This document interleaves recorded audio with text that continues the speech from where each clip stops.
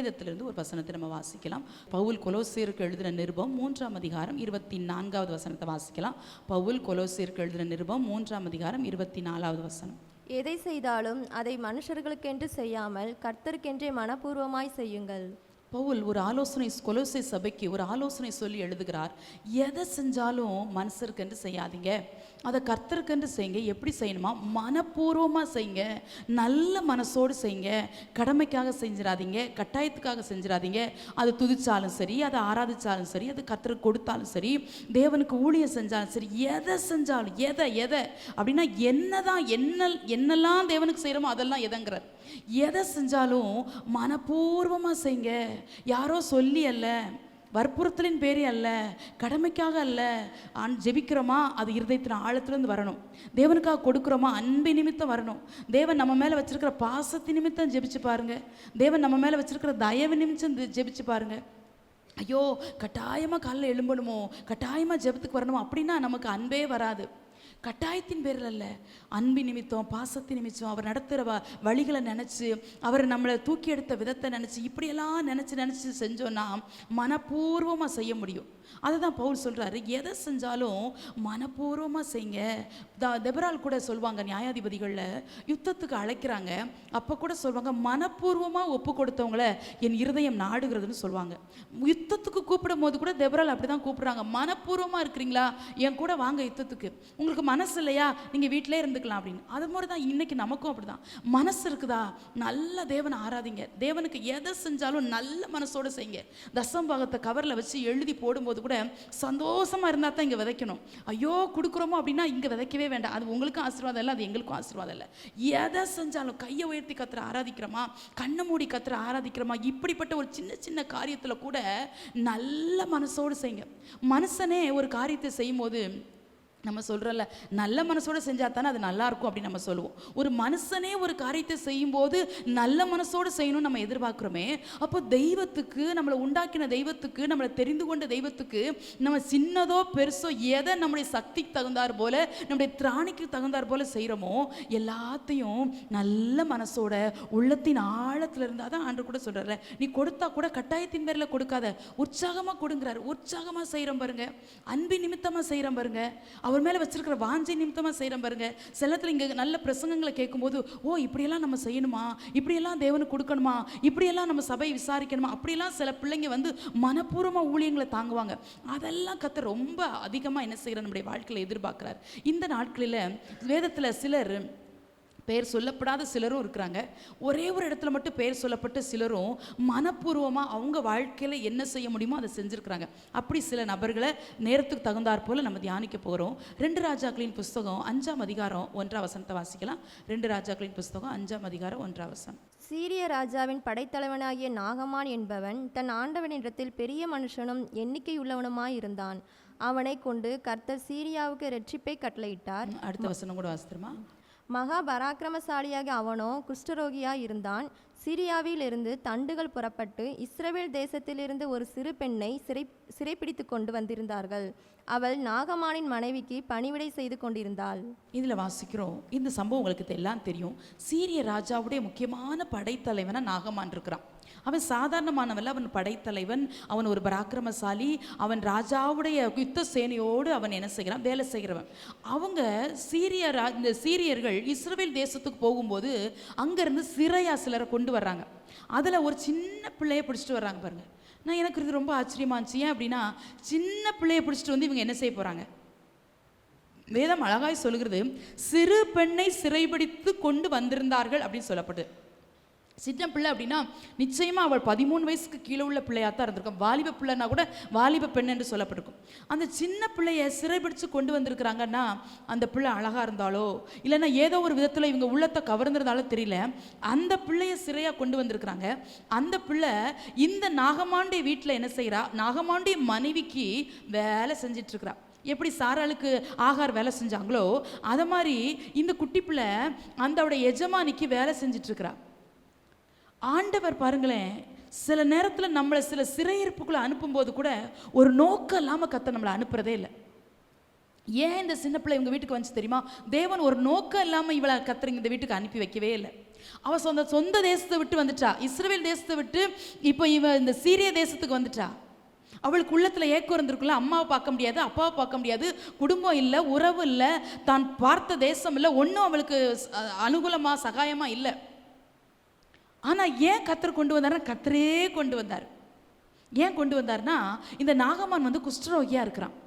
குஷ்டரோகியாக இருக்கும்போது இந்த பிள்ளை அந்த வீட்டில் வேதம் அழகாக சொல்லுது பாருங்க, பணிவிட செஞ்சுட்டு இருந்தாள். நாகமானுடைய மனைவிக்கு இவளுக்கு என்னங்க பணிவிட செய்ய தெரியும்? பாத்திரம் விளக்கி கொடுத்தாலோ, சமையல் பண்ணும்போது காய்கறி வெட்டி கொடுத்தாலோ, என்ன செஞ்சாலோ தெரியல, ஏதோ ஒரு பணிவிடைய இந்த குட்டி பொண்ணு அழகா சமத்தா அவன் எஜமானிக்கு அவள் செஞ்சிட்டு இருந்திருக்கிறா. இவ வீட்டு வேலை தான் செய்கிறா, ஆனாலும் இவருடைய நோக்கம் பாருங்க எஜமான் மேலே இருந்துச்சு. என் எஜமான் குஷ்டரோகியாக இருக்கிறாரு. குஷ்டரோகம் என்பது பழைய ஏற்பாட்டு நாட்களில் அருவருக்கப்படத்தக்க ஒரு வியாதி. இன்றைக்கு இந்தியாவில் குஷ்டரோகி இல்லை, குஷ்டரோக ஆஸ்பத்திரி இல்லை, குஷ்டரோகத்தை ஒழித்து விட்டோம் என்று சொல்கிறாங்க. ஆனால் குஷ்டரோகங்கிறது அவ்வளோ சாதாரண வியாதி இல்லை, யாராலும் ஏற்றுக்கொள்ளப்பட மாட்டாது. இந்த பிள்ளைக்கு எவ்வளோ நல்ல எண்ணம் பாருங்க. இவளுக்கு 3 நேரமும் சரியான சாப்பாடு கிடச்சதோ, ட்ரெஸ்ஸு கிடச்சதோ எதுவும் தெரியல எனக்கு. ஆனால் ஒரு ஏக்கம் உள்ளத்துக்குள்ள, என்ன எஜமான் குஷ்டரோகமாக இருக்கிறாரு. அவருக்கு குஷ்டரோகம் இருந்தால் என்னங்க, இல்லைன்னா என்ன? அவருக்கு இல்லாத பணமா, அவருக்கு இல்லாத பலமா? எங்கேயாவது போய் காமிப்பார், எங்கேயாவது போய் ட்ரீட்மெண்ட் எடுப்பார். எனக்கு தேவை, நானே வந்துட்டேனேன்னு இங்கே இருக்கிறேன், வேற வழி இல்லையேன்னு இந்த வீட்டில் இருக்கிறேன், நான் ஏதோ வேலை செய்கிறேன். அப்படி அவன் நினச்சிருந்துருக்கலாம். நம்மன்னா கண்டிப்பாக அப்படி தான் நினச்சிருந்துருப்போம் அந்த சுச்சுவேஷனில் நம்ம இருந்தோன்னா. ஆனால் அந்த பிள்ளைக்கு ஒரு ஏக்கம் இருந்துச்சு. ஒரு நல்ல வார்த்தையை சொல்லுது பாருங்க, 3ஆம் வசனத்தில் சொல்லுது. சொல்லு, வாசிங்க. அவள் தன் நாச்சியாரை பார்த்து, என் ஆண்டவன் சமாரியாவில் இருக்கிற தீர்க்கதரிசனிடத்தில் போவாரானால் நலமாயிருக்கும், அவர் இவருடைய குஷ்டரோகத்தை நீக்கி விடுவார் என்றாள். இவ்வளோ அழகாக சொல்லுது பாருங்க. பேர் சொல்லாமல் சமாரியாவில் இருக்கிற யார் அந்த தீர்க்கதரிசி? அவர் தான் எலிசா. அந்த எலிசாவை அந்த பிள்ளை அறிஞ்சு வச்சுருந்துருக்குங்க. எப்படி தெரிஞ்சு? அந்த சின்ன வயசில் அந்த எலிசாவை பற்றி அவள் என்ன கேள்விப்பட்டாலும் எனக்கு தெரியல. அவர் நல்ல தீர்க்கதரிசி, இரட்டிப்பான ஆவியின் வரம்பெற்ற தீர்க்கதரிசி. அங்கே மட்டும் என் ஆண்டவனாகிய எஜமானாகிய நாகமான் போவாரானால் நிச்சயமாக சுகம் கிடைக்கும் அப்படின்னு இந்த வேலை செஞ்சுக்கிட்டே, காய்கறியை நறுக்கிக்கிட்டே, பாத்திரம் விளக்கிக்கிட்டே ஒரு நல்ல செய்தியை விட்ட போட்டு வச்சுட்டு அந்த எஜமான்கிட்ட. நான் நினைக்கிறேன் இவளோட நடத்தைகள் அந்த எஜமாட்டியை கவர்ந்ததுனால அவன் அந்த வார்த்தைக்கு செவி கொடுத்துருப்பான். ஏய், எனக்கு என்ன நீ ட்ரீட்மெண்ட் சொல்லிட்டு இருக்கிற, நான் யாரு நீ யாரு அப்படின்னு சொல்லியிருந்துருக்கலாம் தானே அந்த எஜமானி அம்மா. அப்படி சொல்லலை அவங்க. ஏன் தெரியுமா? இவளுடைய நடக்கையை பார்த்துருப்பாங்க, இவ உண்மையை பார்த்துருப்பாங்க. இவ இஸ்ரவேல் தேசத்துலேருந்து வந்த பொண்ணு. அதனால நான் நினைக்கிறேன் இவ வீட்டில் உண்மையாக வேலை செஞ்சுருந்துருப்பா. குட்டி பிள்ளையாக இருந்தாலும் அவள் சக்திக்கு தகுந்தார் போல, அவள் திராணிக்கு தகுந்தார் போல கொடுக்கப்பட்ட வேலைகளை உண்மையும் நேர்த்தியுமாக செஞ்சிருப்பா. ஒரு குட்டி பிள்ளை தான், ஆனால் இருதயத்தில் எவ்வளோ தெளிவாக பேசுது. பிஞ்சு உள்ளம், ஆனால் விசாலமான உள்ளமாக இருந்துச்சு. என் ஆண்டவன் இவ்வளோ அழகாக பேசுது பாருங்க. அவர் பேரை மென்ஷன் பண்ணலை, என் எஜமான்னு சொல்லலை, அதையும் மீறி ஒரு வார்த்தை போட்டு வைக்குது. என் ஆண்டவன் சமாரியாவில் இருக்கிற தீர்க்கதரிசிட்ட போறானால் அவருக்கு சுகம் கிடைக்கும். இன்றைக்கு பாவம் என்கிற குஷ்டரோகமே உலகத்தை ஆட்டி படைத்து கொண்டிருக்கிறதே, தேசத்தை ஆட்டி படைத்து கொண்டிருக்கிறதே. பாவம் செய்கிற ஆத்துமாக்களை பார்க்கும்போது கூட நாம் பார்த்து விட்டு பாராதவர் போல போய்விடுகிறோமே. இதற்கெல்லாம் நமக்கு ஏக்கம் வரவில்லையா? ஐயோ, இந்த பாவம் என்கிற குஷ்டரோகத்திலிருந்து, சாபம் என்கிற குஷ்டரோகத்திலிருந்து, இச்சை என்கிற குஷ்டரோகத்திலிருந்து, அடிமைத்தனம் என்கிற குஷ்டரோகத்திலிருந்து என் தேவன் என் தேசத்தை மீட்டு விட வேண்டும் என்கிற எண்ணம் இந்த சிறு பெண்ணுக்கு இருந்தது போல நிறைய நேரத்தில் நமக்கு இல்லை. பேர் சொல்லப்படலை. சில நல்ல பாத்திரங்களை பெயர் சொல்லாமலே அப்பா மறைச்சு வச்சிருக்கிறாரு. சிறு பெண் என்று தான் சொல்லப்பட்டிருக்குது, அவட பேரை கூட மென்ஷன் பண்ணலை. ஆனால் அந்த பிள்ளை எஜமாட்டி அம்மாட்ட போய், எஜமான்ட்ட கூட போய் சொல்லலைங்க. பெண் அவள் பெண்ணாக இருக்கிறனால தன் எஜமானி அம்மாட்ட தான் அவள் பேசுகிறா. அங்கே மட்டும் ஒருக்க போயிட்டு வர சொல்லுங்களேன். அவர் எலிசா ஒன்றும் டாக்டர் இல்லைங்க, அவர் ஸ்பெஷலிஸ்ட் ஒன்றும் இல்லை, ஆனால் அவர் தீர்க்கதரிசி. அவர்கிட்ட மட்டும் போயிட்டு வருவார்னா, ஜஸ்ட் ஒரு தடவை விசிட் பண்ணிட்டு வந்துட்டா போதும், நல்ல சுகம் கிடைக்கும் அப்படின்னு சொல்கிறா. இந்த வார்த்தையை நாகமானுடைய மனைவி அப்படியே கேட்டுட்டு சரி ஒரு நாள் பார்க்கலாம் அப்படின்னு நினைக்கல. கீழே உள்ள வசனங்களை வீட்டில் போய் வாசிக்கும், எனக்கு நேரம் இல்லை. ஆனால் அப்படியே போய் நாகமான்ட்ட போய் சொல்கிறா, ஏங்க நம்ம வீட்டில் ஒரு பொண்ணு இருக்கிறாள், ஒரு குட்டி பொண்ணு, அவள் நேற்று இப்படி சொன்னாங்க, எதுக்கும் ஒரு தடவை போய் பாட்டு வருவோமே அந்த எலிசாவை அப்படின்னு சொல்லி இந்த காரியத்தை தன்னுடைய கணவனாகிய நாகமான்ட்ட சொல்லி வைக்கிறா. அப்புறம் சீரிய ராஜா லெட்டரெல்லாம் எழுதி கொடுக்குறாரு. அப்புறம் நாகமான் எலிசாவை பார்க்கும்படி போகிறாரு.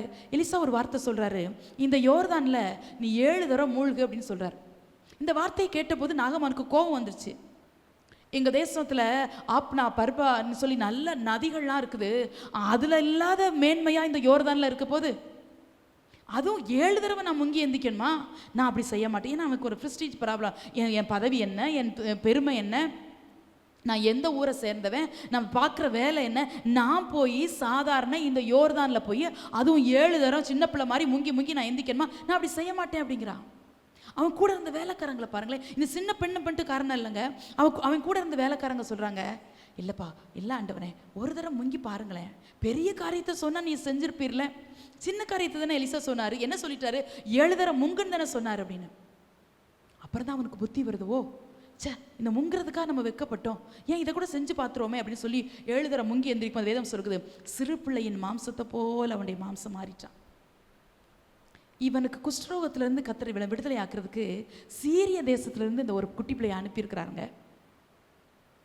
இந்த பிள்ளை மட்டும் இவன் வீட்டுக்கு வரல அப்படின்னா அவன் வாழ்நாளெல்லாம் குஷ்டரோகியாக தான் இருந்திருப்பான். அவன் விடுதலையும் பெற்றுக்க மாட்டான், தேவனை ஏற்றுக்கொள்ள மாட்டான். அவன் குஷ்டரோகம் போனதை நான் பெருசாக சொல்லலை, அவன் தேவனை ஏற்றுக்கொண்டு அதைத்தான் நான் மையப்படுத்த விரும்புகிறேன். இந்த சின்ன பிள்ளை செஞ்ச ஒரு சின்ன காரியத்தில் ஒரே ஒரு வார்த்தை தாங்க சொன்னான், என் ஆண்டவர் சுகம் தருவார் அப்படிலாம் சொன்ன. அவளுக்கு தெரிஞ்சது எலிசா தான். அவரை அறிமுகப்படுத்திட்டு அவள் சும்மா இருந்துச்சா? நான் நினைக்கிறேன் அறிமுகப்படுத்திட்டு ஒவ்வொரு நாள் ஜோம்னு இருப்பா, என் ஆண்டவனாகிய எஜமானாகிய என் நாகமானுக்கு சுகம் தாங்கப்பா, நான் அவர் வீட்டில் தான் வேலை செய்கிறேன், அவர் போடுற சாப்பாடு தான் நான் சாப்பிட்றேன், ஐயோ அவர் சுகம் இல்லாமல் இருக்கிறாரே. சின்ன பிள்ளைகளை கொண்டு கூட கர்த்தர் எவ்வளோ மேன்மையான காரியங்களை செய்கிறார் பாருங்க. நான் முந்தைய ஒரு சம்பவத்தை உங்களுக்கு சொல்லியிருக்கிறேன், நீங்கள் மறந்துருப்பீங்கன்னு நினைக்கிறேன். ஒரு மிஷினரி சொன்ன ஒரு சாட்சி. அவங்க நிறைய அநாத பிள்ளைங்களை எடுத்து படிக்க வைக்கிறாங்க. அப்படி படிக்க வைக்கும்போது ஒரு பிள்ளைய, ஒரு விபச்சார விடுதிக்கு தலைவனாக இருக்கிறவன் ஒரு குட்டி பிள்ளைய கடத்திட்டு போயிட்டான். கடத்தி கொண்டு போய் விபச்சார விடுதியில் கொண்டு போட்டுட்டான். கிட்டத்தட்ட அந்த பிள்ளைக்கு 12 அல்ல 13 வயசு தான் இருக்கும். ஆகவே அந்த விடுதியில் கொண்டு அவளை விட்டுட்டான். இந்த பிள்ளைக்கு உள்ளத்தில் ஒரு ஏக்கம், ஐயோ என்ன கொண்டு போய் இங்கே விட்டுட்டாங்களே அப்படின்ட்டு. ஆனால் இந்த பிள்ளை தேவனை அறிஞ்ச பிள்ளை, அம்மா கிடையாது அப்பா கிடையாது, ஒரு அனாதை, இங்கே மிஷினரி ஸ்தாபனத்திலே வளர்க்கப்பட்டதுனால தேவனை அவள் அறிஞ்சிருந்தா. அங்கே போய் அவங்க விட்ட பிற்பாடு அந்த விடுதியில் நிறைய பெண்கள் இவளை மாதிரி கட்டாயப்படுத்தப்பட்டு விபச்சார தொழிலில் தள்ளப்பட்டவங்க நிறைய பேர் இருந்தாங்க. அங்கே ஒரு சகோதரிக்கு உதிரப்போக்கினால நிறைய ப்ளீடிங்னால பாதிக்கப்பட்டு ரொம்ப கஷ்டத்தோடு ஒருத்தர் சாகிற நிலைமையில் இருந்தா. அப்போ இந்த பிள்ளை போய் சொன்னாலும், அக்கா எனக்கு இயேசுவை தெரியும், நீங்கள் இயேசுவை ஏற்றுக்கிறீங்களாக்கா, உங்களுக்கு கர்த்தர் நல்ல சுகம் தருவார்க்கா, நீங்கள் சாக போகிற மாதிரி இந்த வியாதியில் இவ்வளோ கஷ்டப்படுறீங்களே, உங்களுக்கு யாருமே ட்ரீட்மெண்ட் கொடுக்கலையே, உங்களை யாரும் மருத்துவமனைக்கு அழைத்து செல்லலையே, நான் சொல்கிறேன் இயேசுவை கொஞ்சம் கூப்பிட்டு பாருங்கக்கா, இயேசு உங்களுக்கு சுகம் தருவார்னு அந்த குட்டி பிள்ளை சொல்லியிருக்கிறான். அந்த சகோதரி இவளை நம்பி, அது வரைக்கும் அவன் இயேசுவை குறித்து கேள்வியே படலை. இவள் சுவிசேஷம் சொன்னது விபச்சார விடுதியிலங்க நடந்த உண்மையான சம்பவம். அங்கே அந்த பாப்பா சொல்லி அந்த சகோதரி இயேசுவை ஏற்றுக்கொண்டு மரண தருவாயில் இருந்த அவளுடைய உதிரப்போக்கு நின்று நல்ல சுகம் பெற்றா. அவள் நல்ல சுகம் பெற்றதை அந்த விடுதி தலைவன், விபச்சார விடுதியின் தலைவன் அறிந்து, இந்த பிள்ளை நம்முடைய தொழிலுக்கே ஒல வச்சிருவா போல, நம்ம தொழிலே நம்ம செய்ய முடியாது போலன்னு சொல்லி எங்கே கடத்தினானோ அங்கேயே கொண்டு இந்த பிள்ளையை விட்டுட்டு போயிட்டான். நான் சொல்லிது பல வருடங்களுக்கு முன்னாடி. அப்போ நான் நினைக்கிறேன் இன்னைக்கு அந்த பிள்ளை பெரிய காரியங்களை தேவனுக்காக செஞ்சிட்ருக்கோம், பயங்கரமான காரியங்களை அந்த கர்த்தர் அந்த குட்டி பிள்ளையை பயன்படுத்தியிருப்பார். இப்போவா பெரிய பொண்ணாக இருந்திருக்கலாம். அப்போது சில நேரத்தில் நம்ம சொல்கிற ஒரு வார்த்தை பெரிய மாற்றத்தை நம்ம தான் சொல்ல வாயை திறக்க மாட்டேங்கிறோம், வாயை மூடிக்கிறோம், வாயை திறக்க வேண்டிய வாயை மூடிக்கிறோம். ஆனால் நம்ம சொல்கிற ஒரு வார்த்தை அபிஷேகத்தோடு, கிருபையோடு, ஞானத்தோடு, தேவனுடைய பயத்தோடு சொல்கிற ஒரு வார்த்தை பெரிய மாற்றங்களை கொண்டு வந்துடுது. இப்போ இந்த 2 ராஜாக்கள் 5:15 நீங்கள் வாசிக்கும்போது அந்த நாகமானுக்கு இப்போ சுஸ்தமாயிட்டான். இது வரைக்கும் அவன் தேவனை நோக்கி கூப்பிட்டது கிடையாது, இஸ்ரவேலின் தேவனை அறிஞ்சு கொண்டது கிடையாது. ஆனால் ஒரு வார்த்தை சொல்கிறான் 15ஆம் வசனத்தில், இஸ்ரவேலில் இருக்கிற தேவனை தவிர பூமி எங்கும் வேறே தேவன் இல்லை என்பதை அறிந்தே ரட்சிக்கவே பட்டான். இது போதாதா? வேற என்ன வேணும்? அந்த ஒரு வார்த்தையில் இவன் இங்கே வந்தான், யோர்தானுக்கு எலிசாட்ட வந்தா, யோர்தானில் மூழ்கினா, இப்போ ரட்சிக்கப்பட்டு வாய்நாள் அறிக்கை எடுக்கிறான், இனி வேற தெய்வம் இல்லவே இல்லை. இவ்வளோ நாள் நான் தான் மதீனமாக எதெல்லாமோ தெய்வம்னு சொல்லி கும்பிட்டேன், இப்போ இஸ்ரவேலின் தேவனாகிய கர்த்தர் ஒருவரே தேவன், இவரை தவிர பூமி எங்கும் ஒரு தேவன் இல்லவே இல்லைன்னு சொல்லி அறிக்கையிடுறான். இதுக்கு காரணம் யார் தெரியுமா? இந்த சிறு பெண். இவனுக்கு விடுதலை கொடுக்கறதுக்காக இந்த சின்ன பொண்ணை ஆண்டவர் சீரியாவிலிருந்து தண்டுகள்லாம் படைகள் புறப்பட்டு வரும்போது இவளை ஆண்டவர் பிடிச்சு அதுக்குள்ளே போட்டு வச்சிருக்கிறாரு பாருங்க. அப்போ நம்மளை கூட சில இடங்களுக்கு அனுப்புறாருன்னா, நம்ம விரும்பாத இடங்களுக்கு, இல்லைன்றால் சில சிறையிருப்பின் அனுபவங்களுக்கு நம்மளை அனுப்புறாருன்னா, நம்மளை கொண்டு யாருக்கோ விடுதலை கொடுக்கறதுக்காக கூட சிலர் நம்மளை அனுப்புறாரு. நம்ம சில நபர்களை எதேச்சியா சந்திச்சிருந்திருப்போம். அவங்கள அன்னைக்கு சந்திச்சிருப்போம் நினச்சிருக்கவே மாட்டோம். ஏதோ ஒரு சூழ்நிலையில் சந்திச்சிருப்போம். வாழ்க்கையில் ஒரு தடவை தான் அது நடந்திருக்கும். அப்படி உங்கள் வாழ்க்கையில் நிறைய சந்தர்ப்பங்கள் நடந்திருக்கும். திரும்ப அவங்கள நம்ம பார்த்துருக்கவே மாட்டோம். ஆனால் அன்னைக்கு கிடைச்ச அந்த ஒரு சந்தர்ப்பத்தை பயன்படுத்தி சுவிசேஷம் சொல்லியிருப்போம் பாருங்க, அது மகா மேன்மையானது. ஒருவேளை அதுக்கப்புறம் நீங்கள் அவங்கள பார்க்காம இருக்கலாம், அவங்க பேர் உங்களுக்கு தெரியாமல் இருக்கலாம். ஆனால் நீங்கள் சொன்ன அந்த ஒரு வார்த்தை, நீங்கள் விதைச்ச அந்த தண்ணி மேலே போட்ட அந்த ஆகாரம் அநேக நாட்கள் பின்பு கூட அது பலனை கொடுத்துருக்கும். ஒருவேளை சிலர் அந்த பலன் நமக்கு காணாமல் இருந்திருக்கலாம், கேட்காம இருந்திருக்கலாம். அப்படிதான் இந்த சின்ன பொண்ணு சொல்றா, என் ஆண்டவன் சமாரியாவில் இருக்கிற தீர்க்கதரிசிட்ட போவாரானால் நலமா இருக்கும். எந்த ஏக்கம் நமக்கு வரட்டும். ஏதாவது பவுல் சொன்னார்ல, மனப்பூர்வமாக செய்யுங்கன்னு சொன்னார்ல. இந்த பொண்ணு மனப்பூர்வமாக செஞ்சுட்டாங்க. என்ன செஞ்சுட்டா? பெருசா ஒரு வார்த்தை சொல்லி வச்சா. சொல்றது என் கடமை, கிரியை செய்கிறது அவருன்னு நினைச்சு ஒரு வார்த்தையை சொல்லி வச்சாளா, அந்த வார்த்தை 1, 30, 60, 100 அவனுக்கு பலன் கொடுத்துச்சு. இனிமேல் அந்த சின்ன பொண்ணு மாதிரி நம்ம மாறலாமா? நம்ம பிள்ளைங்களுக்கு கூட அப்படி சொல்லி வழங்க. குட்டி பிள்ளையா இருக்கிறீங்க, உங்கள் பிள்ளைங்க ஸ்கூலுக்கு போகும்போது கூட பக்கத்தில் இருக்கிற பிள்ளைக்கு மேக்ஸ் வராமல் இருக்கலாம், இங்கிலீஷ் வராமல் இருக்கலாம், ஏதோ ஒரு பாடம் வராமல் இருக்கலாம், அம்மா அப்பா இல்லாமல் இருக்கலாம். எல்லாருக்கும் நல்ல அம்மா அப்பா இல்லைங்க. எல்லாருக்கும் நல்ல ஆகாரம் இருந்திருக்காது. எல்லா குட்டி பிள்ளைங்களுக்கும் நல்ல ஆடைகள் கிடைச்சிருக்காது. அம்மா அப்பா இருந்தும் பிள்ளைங்கள் நேசிக்கப்படாத பிள்ளைங்க எவ்வளோ பேர் இருக்கிறாங்க தெரியுமா? நீங்கள் உங்கள் பிள்ளைங்களை குட்டி வயசு, சின்ன வயசுலேயே சுவிசேஷகியாக வளங்க.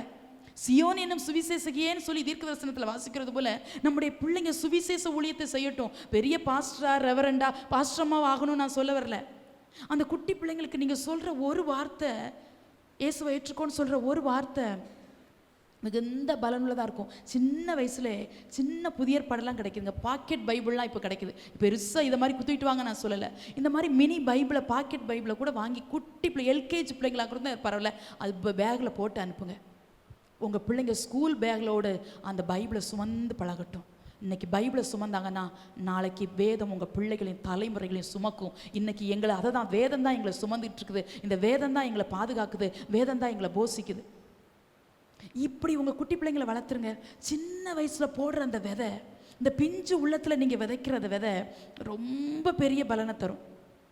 50 வயசு ஆனாலும் 60 வயசு ஆனாலும் நம்மளே கண்ணை மூடிட்டு போனாலும் அந்த பிள்ளை நினைக்கும், அன்னைக்கு எங்கள் அம்மா சொல்லி கொடுத்தாங்க, அன்னைக்கு எங்கள் அப்பா சொல்லி கொடுத்தாங்க, ஜெபிக்க சொல்லி கொடுத்தாங்க, வேதத்தை வாசிக்க சொல்லி கொடுத்தாங்க, சர்ச்சில் கண்ணை திறக்கக்கூடாதுன்னு சொல்லி கொடுத்தாங்க, தேவனை உண்மையாக ஆராதிக்கணும்னு சொல்லி கொடுத்தாங்க, வேலையில் இவ்வளோ வேலை செஞ்சு உயர்த்தி தேவன் நம்மளை மகிமைப்படுத்தினாலும் அதில் தசம்பாகம் கொடுக்கணும்னு சொல்லி கொடுத்தாங்க எங்கள் அம்மா.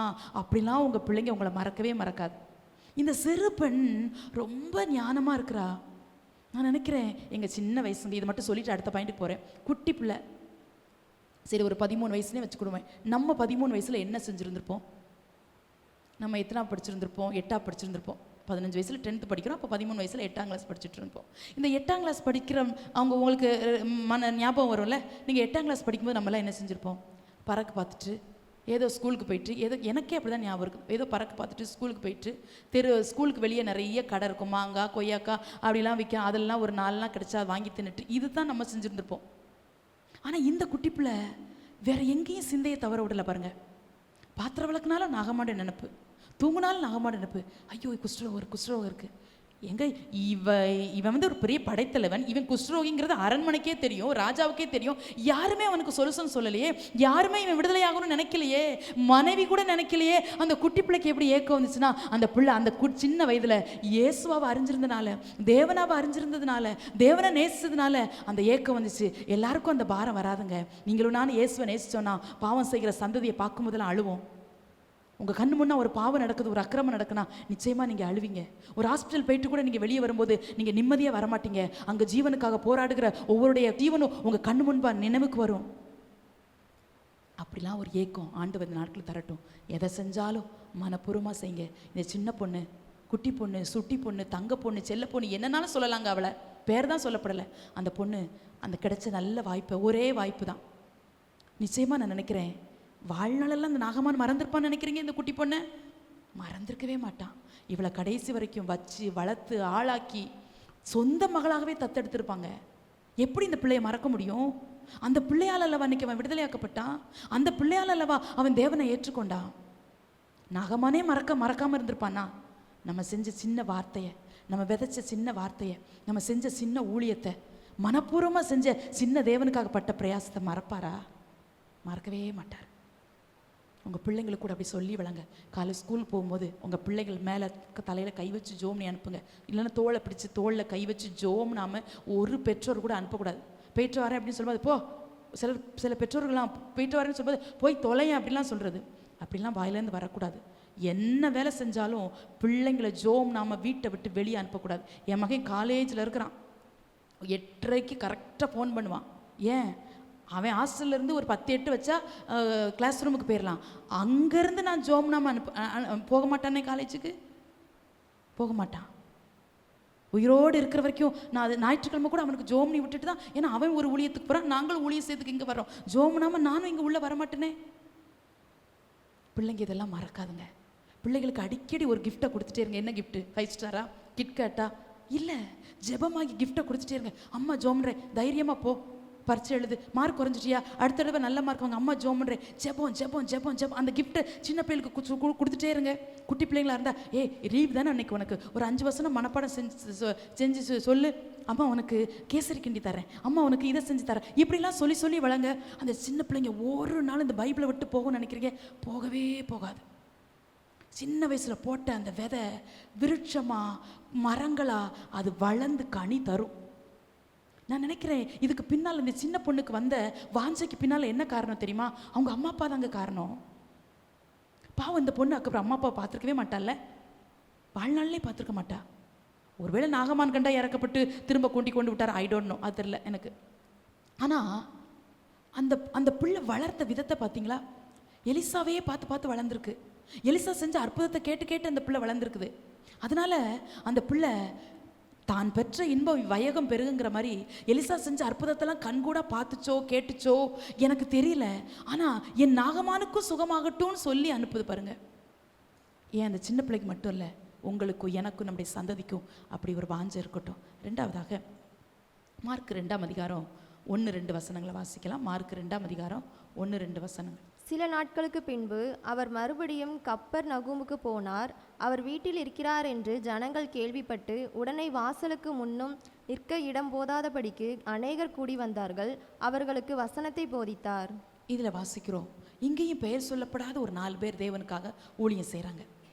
அவர் மறுபடியும் கப்பர் நகுமுக்கு போனார் சில நாளுக்கு பின்பு என்று 2ஆம் அதிகாரம் 1ஆம் வசனத்தில் வாசிக்கிறோம். சில நாட்களுக்கு பின்புனா ஏற்கனவே இப்போ தான் போயிட்டு வந்திருக்கிறாரு, இப்போ மறுபடியும் ரீஎன்ட்ரி கொடுக்குறாரு அந்த ஊருக்கு. அடிக்கடி போயிட்டு வருகிறார், கப்பர் நகுமுக்கு வர்றார். கப்பர் நகும் என்றால் சுகமான நகரம் என்று அர்த்தம். அப்படி ஆண்டவர் இந்த கப்பர் நகுமில் போய் அடிக்கடி ஊழியம் செய்ய போகிறாரு. இதை சுருக்கமாக சொல்லிட்டு போகிறேன். இப்படி ஒரு நாள் ஊழியம் செய்ய போகிறாரு. ஒரு வீட்டில் இருக்கிறார், யார் வீடுன்னு சொல்லப்படலை, அங்கேயும் பேர் சொல்லப்படலை பாருங்க. ஆண்டவர் பெயர் சொல்லாமலே சிலரை மறைச்சு வச்சே தன்னுடைய நாமத்திற்காக பயன்படுத்தி இருக்கிறார். அப்படி இங்கே பெயர் சொல்லப்படலை. இந்த மனுஷன் வீட்டை திறந்து கொடுத்துருக்குறான். வீட்டில் சரியான கூட்டம். இயேசு வர்றாருன்னா சும்மாவா? தெய்வமே வந்து உள்ள உட்கார்ந்து போதிக்கிறாருன்னா கூட்டம் எவ்வளோ கூட்டம் வந்திருக்கும். அற்புதத்துக்காக, அடையாளத்துக்காக, சுகத்துக்காக, ஆரோக்கியத்துக்காக, விடுதலைக்காக ஒரு கூட்டம் தேடி வந்து இப்போ வீட்டில் இடமே இல்லைங்கிற அளவுக்கு கிச்சனில், பெட்ரூமில், ஹாலில், டைனிங் ரூமில் எல்லாம் நிரம்பி வழியுது. இவன் இந்த மனுஷனுடைய வீட்டில் யார் எந்த மனுஷனோ அவனும் அவனுடைய தலைமுறையும் நிச்சயமாய் ஆசீர்வதிக்கப்பட்டிருப்பார்கள். எங்க இயேசுக்கு வீட்டை கொடுக்கணும்னா 4 அப்போ இத்தனை கூட்டம் வருது, வீட்டை நிச்சயமா அழுக்காக்கியிருப்பாங்க. ஆண்டவர் நிச்சயமா ஷார்ட் மெசேஜ் கொடுத்துருக்க மாட்டாரு, ரொம்ப நேரம் பேசியிருப்பாரு, காலையிலேருந்து சாயங்காலம் வரை கூட பேசியிருப்பாரு. அப்போ வந்தவங்களுக்கு டீ காஃபி கொடுத்துருந்துருக்கணும், சோறு போட்டிருந்துருக்கணும், எவ்வளோ செலவழிச்சிருந்துருக்கணும், எவ்வளோ நல்ல உள்ளே இருந்தால் வீட்டை திறந்து கொடுத்துருப்பான் அந்த மனுஷன். இதெல்லாம் செய்கிறதுக்கு வீட்டை திறந்து கொடுத்துட்டான். இதில் வேற ஒரு ஹைலைட் என்னென்னா, இப்போ இடமே இல்லை, கூட்டம் நிறைஞ்ச வழி. இது இவர் பேசிட்டே இருக்கிறாரு. எப்படியாவது இவருடைய முக தரிசனத்தை பார்த்துடணும்னு சொல்லி ஒரு கூட்ட ஜனங்கள் நெருக்கிக்கிட்டு இருக்கிறாங்க. அந்த ஊரில் ஒரு மனுஷனுக்கு திமிர்வாதங்கிற ஒரு வியாதி. அவனால் நடக்கவும் முடியாது, கையும் வராது, காலும் வராது. அவன் பெட்டில் படுத்திருக்கிறான். அந்த மனுஷனை தூக்கி கொண்டு வர்றாங்க. தூக்கிட்டு வர்றது பெருசு இல்லை, இங்கே தான் இடம் இல்லையே, வீட்டில் தான் இடம் இல்லையே, எங்கே கொண்டு இவனை வைக்கிறது?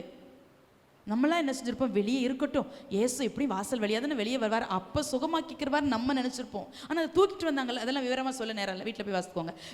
தூக்கிட்டு வந்தாங்களே 4 பேர், மகா ஞானவான்கள்ங்க அவங்கெல்லாம். அவங்க என்ன பண்ணுறாங்கன்னா, இப்போ இயேசுக்கு முன்னால் இந்த கட்டில் இறக்கணும்னு அவங்களுக்கு ஆசை. இப்போமே இவன் சுகமாகணும். எப்படி அந்த சிறு பொண்ணு நாகமான சுகமாகணும்னு ஆசைப்பட்டாலோ அந்த மாதிரி இந்த மனுஷன் சுகமாகணும்னு அவங்களுக்கு ரொம்ப ஆசை. வேற வழியே இல்லை, கூட்டம் ரொம்ப நெருக்குது, வாசலால் உள்ளே வர முடியல. இப்போ ஒன்று செஞ்சாங்க, கூரையை பிரித்தாங்க, உள்ளே இறக்கிட்டாங்க அந்த 4 பேரும். இந்த கூரையை பிரிக்கிறதுக்கு அனுமதி கொடுத்தது யாரு? அந்த வீட்டுக்காரன். கூரையை பிரித்தா அவனுக்கு செலவு தானே. இயேசு வந்து திருப்பி இல்லை உன் கூரையெல்லாம் நான் செப்பரேட்டு கொடுக்குறேன்னு கொடுத்துருப்பாரா? இல்லை இல்லை, அவர் ஊழியத்தை முடிச்சோன்னே அவர் போயிருப்பார் அவர் பாட்டுக்கு. வெயில் உள்ளே வந்திருக்கும், மழை உள்ளே வந்திருக்கும், இவன் தான் அந்த கூரையை அடைக்கணும். எவ்வளோ நல்ல உள்ளம் பாருங்க அந்த அந்த வீட்டு மனுஷனுக்கு. இப்போ 4 பேர் சேர்ந்து கூரையை திறப்பாக்கி உள்ளே இறக்கிட்டாங்க. 4 பேர் இறக்குனாங்க, கீழே 4 பேர் பிடிக்கணும். கட்டில் என்ன மேலே இருந்து தொப்புன்னு போடவா முடியும்? இல்லை, கீழே 4 பேர் பிடிச்சிருக்கிறாங்க. 4 நாள் 8, வீட்டை திறந்து கொடுத்தவன் 9. இந்த 9 பேருடைய பேரும் வேதத்தில் எழுதப்படலை. ஆனால் அந்த 9 பேரும் ஒரு திமிர்வாதக்காரனை சுகமாக்குறதுக்காக இவ்வளோ பிரயாசப்பட்டாங்க. அவங்க பிரயாசம் வீண் போகவே இல்லையே.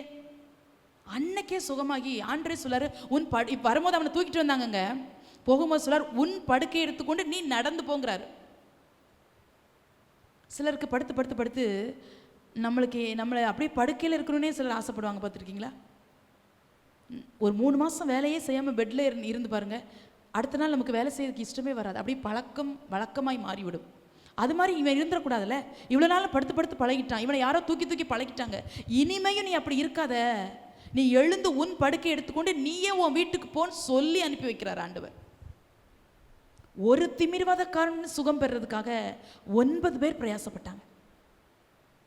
9 பேர். இதில் ரொம்ப ஹைலைட்டான மனுஷன் அந்த வீட்டை திறந்து கொடுத்தால வந்தான். வீட்டில் கூட்டமும் நடத்துகிறான், வீட்டு கூட்டமும் நடத்துகிறான் இயேசு வச்சு. நான் நினைக்கிறேன் நிச்சயமாக யாரையும் பசியாக அனுப்பியிருக்க மாட்டான், சாப்பாடும் போட்டிருப்பான். இப்போ வீடே திறந்த வழியாக இருக்குது. சே, இந்த இயேசுவை உள்ளே விட்டும் காணதுன்னு எனக்கு ஒரு செலவா அப்படின்னு நினைக்கல. நம்மனா அப்படி நினச்சிருப்போம். சார் தெரியாமல் உள்ளே விட்டேன் பாரு, வீட்டுக்கு வெளியே தான் இடம் இருக்கேன், அங்கே போய் அங்கே உட்காந்து பேசுமியா, மரத்தடியில் உட்காந்து பேசணும்னு சொல்லாமல் விட்டுட்டோமே. இப்போ வீடு திறந்த வெளியாக இருக்குதே, அவர் பாட்டுக்கு ஊழியத்தை முடிச்சாரு, டாட்டானார் பைனார் போயிட்டாருன்னு நம்ம நினச்சிருப்போம். அந்த ஒரு மனுஷன் சுகமாகிறதுக்காக அத்தனை பேர் பிரயாசப்பட்டாங்க. அவங்க பிரயாசம் வீண் போகலை. கர்த்தருடைய ஜனமே, யாரோ ஒருவர் ரட்சிப்புக்குள்ள வழி நடத்துவதற்காக நீங்கள் நான் மனப்பூர்வமாய் பிரயாசப்படணும். ஒருவேளை அது ஒரு குடும்பத்தாராக இருக்கலாம், உன் உறவுகளாக இருக்கலாம், உங்கள் பிள்ளைகளாக இருக்கலாம், யாரோ ஒருவராக இருக்கலாம். தேவனுடைய நாமத்திற்காக அன்புள்ள பிரயாசப்படுகிற ஒரு கூட்ட ஜனங்களை கர்த்தர் இந்த கடைசி நாட்களை தேடுறாரு. அதுக்காக கொஞ்சம் தியாகம் பண்ண வேண்டியிருக்கும், அதுக்காக கொஞ்சம் நஷ்டப்பட வேண்டியதாக இருக்கும், அதுக்காக கொஞ்சம் நேரத்தை செலவிட வேண்டியதாக இருக்கும், அதுக்காக 2-3 தடவை அலைய வேண்டியதாக இருக்கும். இதெல்லாம் பார்க்கவே கூடாது. ஆண்டவர் நமக்கு இப்போ நம்ம சிலர் ரொம்ப உங்கள் குடும்பத்துக்காக பிரயாசப்படுவீங்கன்னு வச்சுக்கோங்களேன். உங்கள் பிரயாசம் இந்த உலகத்தோடு மறக்கப்பட்டு போயிருங்க. பாடியை தூக்குற வரைக்கும் தான் அழுவாங்க. அதுக்கப்புறம் அப்படியெல்லாம் நினச்சி அழுகிற உலகத்தில் நம்ம வாழவே இல்லை. நம்ம நினச்சிக்கிடுவோம், நம்ம இல்லைன்னா இந்த குடும்பமே இல்லை, நான் இல்லைன்னா என் பிள்ளையே இல்லை அப்படின்னு நினைப்போம்ல. நோ நோ நோ, நம்ம செத்துட்டாலும் இந்த உலகம் சூரியன் உதிக்கும் சூரியன் மறையும் எல்லாம் ஆட்டோமேட்டிக்காக நடந்துகிட்டே இருக்கும். நம்ம பிள்ளைங்க வளருவாங்க, கல்யாணம் முடிப்பாங்க, அவங்க வாழ்க்கையை பார்ப்பாங்க, வேலை செய்வாங்க, போயிட்டே இருப்பாங்க. எங்கள் அம்மா ஒன்ஸ் அப்பான் எ டைம் இறந்து போயிட்டாங்கன்னு வேணால் சொல்லுவாங்களே ஒழிய, டேட்டை வேணால் ஞாபகம் இருக்குமே ஒழிய, யாரும் உட்காந்து அழுது அவங்க வேலை செய்யாமல் முடங்கி போகிறதில்ல. நம்ம பிரயாசம் எல்லாம் உலகத்தோடு மறக்கப்பட்டு போயிடும். நம்முடைய பிரயாசம் நினைவு கூறணும்னா பரலோக தேவன் மட்டும்தான் நினைவு கூறுவார், அவருக்காகப்பட்ட பிரயாசத்தை மட்டும். நீங்கள் உங்கள் பிள்ளைகளுக்கு 10 வீடை கட்டி வச்சு 10 வீட்டு பத்திரத்தையும் உங்கள் பிள்ளைகிட்ட கையில் கொடுத்துட்டு போகலாம். என்ன எங்கள் அம்மா அப்பா பெருசாக செஞ்சுட்டாங்க அப்படிதாங்க சொல்லுங்கள், இதுதாங்க குடும்பம், இதுதான் உலகம், இதுதான் உறவு. ஆனால் அப்பா அப்படி இல்லை, ஒரு ஆத்மாவை ஆதாயப்படுத்திட்டா கூட அதை மகிமையா என்றாரே. நம்முடைய பிரயாசம் ஒரு நாள், தேவனுக்காக படுகிற பிரயாசம் ஒரு நாள் விரதாவாக இருக்காது. ஒரு நாளும் அது எந்த வகையில் ஆகணும். ஊழியருக்காக பிரயாசப்படுறீங்களா, ஊழியக்காரங்க குடும்பத்துக்காக பிரயாசப்படுறீங்களா, சபைக்காக பிரயாசப்படுறீங்களா, ஆத்துமாக்களுக்காக பிரயாசப்படுறீங்களா, ஒரு சிஸ்டர் வரலன்னா நீங்கள் விசாரிக்கிறீங்களா, அதை கூட கர்த்தர் பார்க்குறாரு. நீ தேவனுக்காக பட்ட பிரயாசம் வீணா போகவே போகாது. ஏன் வீணா போகாதுன்னு சொல்கிறேன்னா, இந்த பட்ட பிரயாசத்தின் பலனை உங்கள் பிள்ளைங்க ஆண்டு காலம் இந்த உலகத்தில் வாழ்கிற நாளெல்லாம் சுகமாக அனுபவிப்பாங்க. அதனால தான் பிரயாசப்படுங்கன்னு சொல்கிறேன். நமக்கு பிரயாசப்படுறதுக்கு மனசு வரல, தேவனுக்காக கொஞ்சம் விட்டு கொடுக்க மனசு வரல, தேவனுக்காக கொஞ்சம் தியாகம் பண்ணக்கு மனசு வரல. ஆனால் இந்த மனுஷனை பாருங்க எவ்வளோ தியாகம் பண்ணான்னு சொல்லி 2 ராஜாக்கள் 7:3 வாசிக்கிறோம். வாசிக்க வேண்டாம், நானே சொல்லிட்டு போகிறேன். குஷ்டரோகிகள் 4 பேர் இருக்கிறாங்க. தேசத்தில் பஞ்சம், கொடிய பஞ்சம். இப்போ அவங்க சாக போகிறாங்க, அவ்வளோ பசி. அவங்க நினைக்கிறாங்க உள்ளே இருந்தாலும் சாவோம், வெளியே இருந்தாலும் சாவோம். சரி, ஒரு எட்டு போய் அந்த சமாரியாவில் இருக்கிற அந்த பாளையத்தையாவது பார்த்துட்டு வருவோமேன்னு உள்ளே போய் பார்க்குறாங்க. அங்கே ஒருத்தன் கூட இல்லை. அவன் தன் வீட்டை விட்டுட்டு ஓடிட்டான். ஏன்னா குதிரைகளின் இரைச்சலையும் இராணுவங்களின் இரைச்சலையும் கர்த்தர் காது கேட்க பண்ணிட்டார். இது கர்த்தரே செஞ்ச யுத்தம். அதனால அவங்க ஓடிட்டாங்க. இவங்க ஒரு வீட்டுக்கு போகிறான், தங்கத்தை எடுக்கிறான், பொண்ணை எடுக்கிறான், எல்லாத்தையும் எடுக்கிறான், வயிறார சாப்பிட்றான். அடுத்த வீட்டுக்கு போகிறான், வயிறார சாப்பிட்றான். ஆனால் அதுக்கு அடுத்த வீட்டுக்கு போகிறதுக்கு அவனுக்கு மனசு இல்லை. ஏன் அப்படின்னா, என் தேசம் பஞ்சத்தினால் வாடிட்டுருக்கு. எங்கள் தேசத்தில் கழுதையின் தலை கூட 80 வெள்ளிக்காசுக்கு வித்துட்ருக்கிற மகா கொடிய நிலையில் எங்கள் தேசம் போயிட்டுருக்குது. குஷ்ரோகி தான், சரீரம் அழுகி போகுது, உருக்குலைந்து போன சரீரம், நாற்றம் பிடிச்ச சரீரம் தான். ஆனால் உள்ள ரொம்ப விசாலமாக இருந்துச்சு.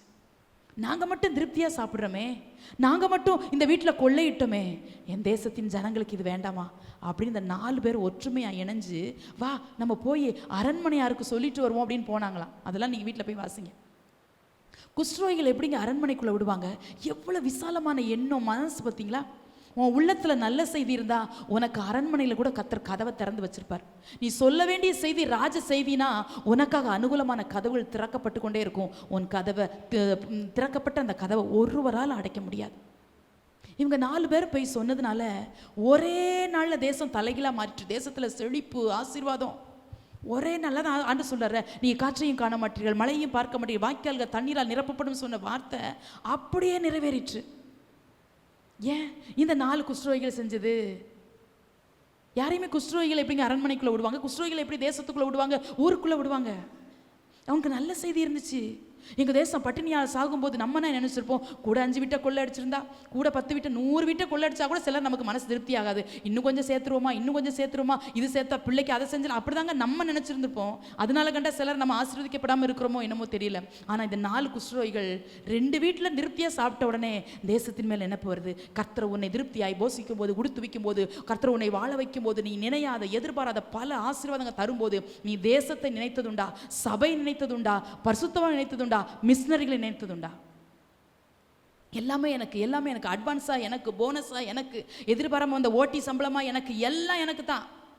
எக்ஸ்ட்ரா பகல் வேலையா, எனக்கு நைட் வேலையா, எனக்கு எல்லாம் எனக்கு. அது கூட காண மாட்டேங்குதே சிலருக்கு. தேவனுக்காக ஒரு சின்ன பிரயாசம் கூட படாம டிசம்பர் 31 முடிச்சுட்டு ஹாப்பி நியூ இயர் ஆண்டவரேன்ட்டு போயிடாதீங்க. ஆண்டவர் ரொம்ப வெட்கப்படுவார். நம்ம தேவைகள் சந்திக்கப்படாமல் இருக்கலாம், இந்த குறைவுகள் நம்முடைய வாழ்க்கையில் குறைவுகள் அதிகமாக இருக்கலாம். இதை மத்தியிலும் நீங்களும் நானும் என்ன பிரயாசப்பட்டோம்? எதை தேவனுக்கு தியாகம் பண்ணி கொடுத்தோம்? மிஷனரிகளை எந்த அளவுக்கு தாங்கணும்? இந்த குஷ்ரோகிகள் தான் பெற்ற இன்பம் வையகம் பெருங்கிற மாதிரி தேசத்தையே தலைகளை மாற்றுறதுக்கு நற்செய்தி அறிவிக்கும் நாள்னு ஓடுனாங்க. அவங்க பிரயாசத்தின் பலன் அந்த தேசத்துக்கே கிடச்சிட்டு. ரோமர் 16 அதிகாரத்தில் நீங்கள் வீட்டில் போய் வாசித்துக்கோங்க. 16 அதிகாரம் முழுசும் பவுல் நிறைய பேரை வாழ்த்துறார். 29 பேரை வாழ்த்துறார். இதில் 27 பேரை சொல்லிட்டார், பேரை சொல்லி வாழ்த்துறார். 27 பேரை 2 பேரை தாய்ங்கிறாரு, ஒருத்தரை இன்னொருத்தவங்க சகோதரிங்கிறார். இந்த 2 பேர் மட்டும் சொல்லலை, ஆனால் சொன்னது 29 பேரை சொல்கிறார். அதில் ஆக்கில்லாவை பிரிஸ்கில்லாவை சொல்கிறாரு. அவங்கள மட்டும் கொஞ்சம் வர்ணித்து சொல்கிறாரு. இவர்கள் என்னுடைய பிராணனுக்காக தங்கள் கழுத்தை கொடுத்தவர்கள் அப்படின்னு சொல்லி கொஞ்சம் வர்ணித்து சொல்கிறார் ஆக்கில்லா பிரிஸ்கில்லாவில். அப்புறம் பெர்சியாலை வாழ்த்துங்கள்ங்கிறாரு, மரியாளை வாழ்த்துங்கிறாரு, யூனிங்கிறாரு, அன்டோனிக்கேங்கிறாரு, ஸ்தாக்கிங்கிறாரு, அப்பல்லோங்கிறாரு, எப்பனேத்துங்கிறாரு, பேரே வாய்க்குள்ள பேர் நர்கீஸுங்கிறாரு. நிறைய சொல்கிறாருங்க. வீட்டில் போய் வாசிங்க. நிறைய சொல்கிறாரு. எதுக்குங்க வாழ்த்துறாரு? அவ்வளோ பெரிய அப்போஸ்தலன், தேவனுக்காக உண்மையாக ஓடினவன், தன்னோடு கூட ஊழியத்தில் தோள் கொடுத்த ஒவ்வொருவரையும் வாழ்த்துறாரு. விவரமாக சொல்லி அவருக்கு வாழ்த்த நேரம் இல்லை, வாழ்த்த முடியல. அதனால தான் வாழ்த்துங்கள் வாழ்த்துங்கள், எனக்காக பிரயாசப்பட்ட, கர்த்தருக்குள் தெரிந்து கொள்ளப்பட்ட, கிறிஸ்துவுக்குள் முன்குறிக்கப்பட்ட, இப்படி ஒரு வார்த்தையை நீங்கள் அடிக்கடி ரோமர் 16 நீங்கள் வாசிக்க முடியும். பிரயாசப்பட்டாங்க. இந்த 29 பேரும் பிரயாசப்பட்டாங்கங்க. அதனால தான் பவுலால் அப்படி வெற்றியுள்ள ஊழியம் செய்ய முடிஞ்சுச்சு. நீங்கள் பிரயாசப்பட்டால் மாத்திரமே எங்களாலும் வெற்றியுள்ள ஊழியம் செய்ய முடியும். ஒரு கை வைத்து செய்யப்படுவது ஊழியம் அல்ல, பல கரங்கள் கோர்த்து செய்யப்படுவதே இந்த ஊழியம். இல்லை என்றால் ஊழியம் தோல்வியாய் முடியும். எல்லாருடைய கரங்களும் இணைக்கப்படும் போது மாத்திரமே ஊழியம் வெற்றியாய் இருக்கும். தன்னுடைய நிருபத்தை முடிக்க போறார், ரோமர் நிருபத்தை 16 அதிகாரம். இதில் கூட இந்த ஒரு ஆழ்ந்த சத்தியம் இருக்குங்க. நம்ம நிறைய பேரை வாழ்த்துறதுக்கு தவறிடுறோம்ல. என்னைக்காவது பாஸ்டரை வாழ்த்திருப்பீங்களா? இல்லவே இல்லை. பாஸ்டர் அம்மாவை வாழ்த்திருப்பீங்களா? இல்லவே இல்லை. நாங்கள்லாம் இவங்களை வாழ்த்தணுமாக்கும் அப்படின்னு நீங்கள் நினைக்கலாம். உங்களுக்காக திறப்பில் நிற்கிறவங்கள வாழ்த்துறதுல, எங்களை மட்டும் இல்லை, உங்களுக்கு நன்மை செய்கிறவங்கள வாழ்த்துறதுல தப்பே இல்லை. ஏன் இந்த பரிசுத்தமான நிருபத்தை முடிக்கும் போது இவங்களெல்லாம் மனசில் வச்சு வச்சு வச்சு வச்சு இந்த பேரை மறக்காமல் நினைவு கூர்ந்துருக்கிறார் பாருங்க. நினைவு கூர்ந்து வாழ்த்துறாருன்னா அவங்க ஏதோ ஒரு விதத்தில் பவுலுக்கு வலதுகரம் கொடுத்து தாங்கி ஊழியத்தில் உண்மையாக இருந்திருக்கிறாங்களே.